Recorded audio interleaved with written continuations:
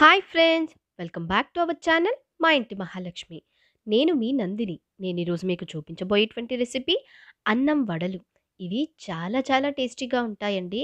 ఎప్పుడైనా అన్నం మిగిలిపోయినా, లేదంటే ఏదైనా కొత్తగా తినాలి అనిపించినా కేవలం 10 నిమిషాల్లో ఇలా అన్నం వడలు చేసేయండి. చాలా చాలా టేస్టీగా ఉంటాయి.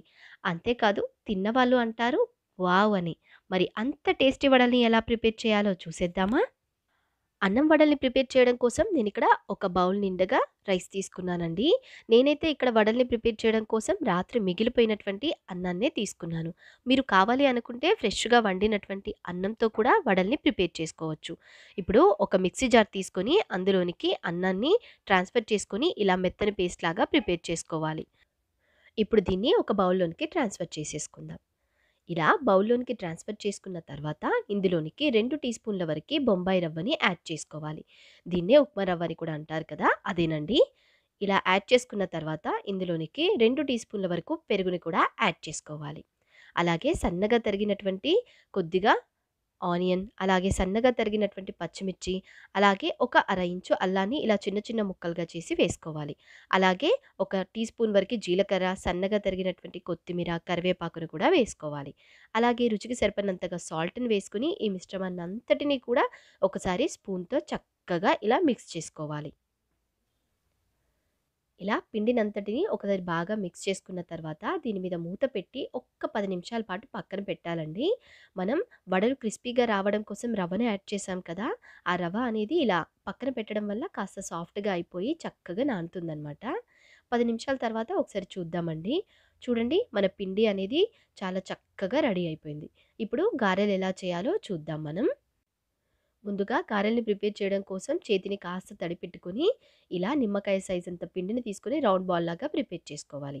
అలాగే మరొక చేతికి కాస్త తడిని అప్లై చేసుకొని మనం రౌండ్ బాల్గా ప్రిపేర్ చేసినటువంటి పిండిని పెట్టి ఇలా చేతితో వడల్లాగా నొక్కుకొని మధ్యలో ఇలా హోల్ చేసుకోవాలి. అంతేనండి, చాలా చక్కగా వచ్చేస్తుంది మన వడ. ఈ షేప్లో, ఈ సైజులో ఇంత మందంగా మనం వడని ప్రిపేర్ చేసుకోవాలి. ఒకవేళ మీకు అది కష్టంగా ఉంటే నేను ఇక్కడ మరొక మెథడ్ చెప్తున్నానండి. ఇలా ఈ సైజులో ఉండేటువంటి ఒక ప్లాస్టిక్ కవర్‌ని తీసుకొని, మనం దానికి కాస్త తడిని అప్లై చేసి రౌండ్ బాల్‌గా ప్రిపేర్ చేసుకున్నటువంటి పిండిని పెట్టుకొని, ఇలా వడల్లా ప్రిపేర్ చేసుకొని, హోల్ పెట్టేసుకొని, ఇలా తీసేసుకోవచ్చు. ఇది చాలా చాలా ఈజీగా ఉంటుంది. 2 ప్రాసెస్‌లో మీకు ఏ ప్రాసెస్ కంఫర్ట్‌గా ఉంటుందో ఆ ప్రాసెస్‌లో చేసుకొని, ఇలా వడలన్నింటిని సిద్ధంగా పెట్టుకోవాలి. ఇప్పుడు స్టవ్ మీద ఒక కడాయి పెట్టుకొని డీప్ ఫ్రైకి సరిపడేంతగా ఆయిల్ వేసుకొని ఆయిల్ కాస్త హీట్ అయ్యాక ఫ్లేమ్ని లో ఫ్లేమ్లోకి టర్న్ చేసి మనం ప్రిపేర్ చేసుకున్నటువంటి అన్నం వడలన్నింటినీ ఒక్కొక్కటిగా ఇలా వేసుకోవాలి.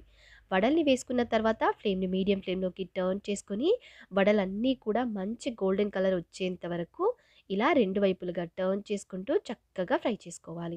ఈ వడలనేవి చక్కగా మంచి కలర్లోకి రావడానికి ఒక 3-4 నిమిషాల టైం పడుతుందండి.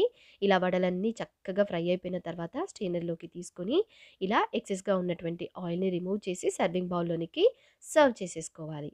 అలాగే మిగిలినటువంటి వడలన్నింటినీ కూడా ప్రిపేర్ చేసుకొని సర్వింగ్ బౌల్‌లోనికి తీసుకొని వేడి వేడిగా సర్వ్ చేసేసుకోవడమే. అంతేనండి. ఎంతో టేస్టీ టేస్టీ అన్నం వడలు రెడీ. మరి మీకు నచ్చాయా? అయితే ఆలస్యం ఎందుకు?